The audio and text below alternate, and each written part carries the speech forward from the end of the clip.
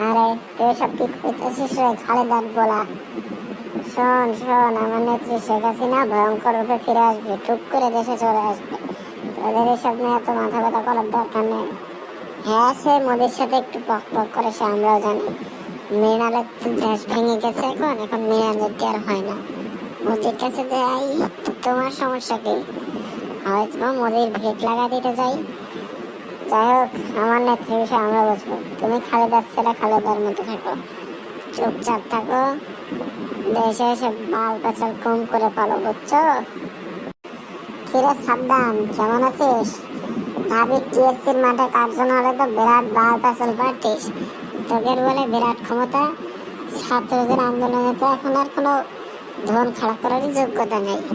তোর নেতৃত্ব আগেই লেজ ফুটায় পলাইছে, পলাই দিয়ে নাকি এখন মোদির সাথে পক পক খেলে।